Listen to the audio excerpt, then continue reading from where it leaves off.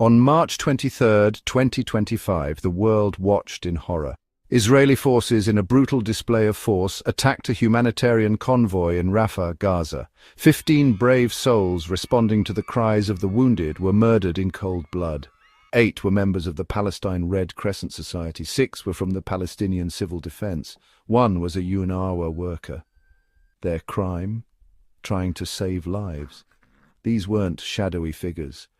These were paramedics, firefighters, aid workers, people who dedicated their lives to helping others. They were responding to an earlier shelling, attempting to pull survivors from the rubble. Their vehicles, ambulances, a fire truck, a UN vehicle were clearly marked. There was no mistaking their purpose. For hours the Israeli military rained fire upon them. No mercy, no hesitation. When the dust settled, 15 were dead. 1 paramedic is still missing. Their bodies, dumped in a mass grave, were recovered a week later.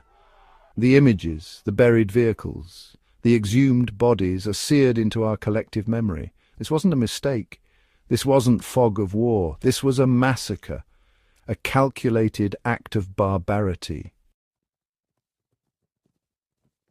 The Israeli military, as they often do, offered a flimsy excuse. They claimed the vehicles approached suspiciously. They said they killed a Hamas operative and 8 militants. Funny thing is, none of the dead matched the names they provided. And then there's the cell phone footage. One of the ambulance workers in his final moments captured the truth.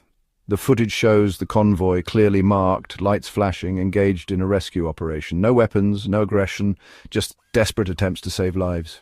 Other footage, equally damning, shows civilians being picked off by snipers. No regard for human life, no attempt to distinguish between combatant and civilian, just the cold, calculated application of lethal force. The evidence is overwhelming. The Israeli military's narrative is a lie, a pathetic attempt to whitewash a horrific crime.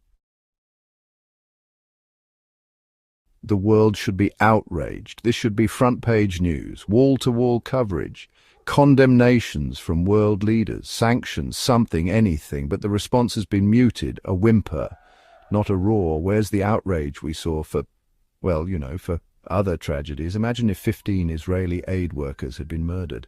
Imagine the outcry, the wall-to-wall coverage, the calls for justice. But these were Palestinians, and for some, that apparently makes them less worthy of our grief, our anger, our demand for justice. This selective outrage is sickening. It exposes a fundamental hypocrisy at the heart of the so-called international community. Accountability, that's what we need. A full and impartial investigation. Those responsible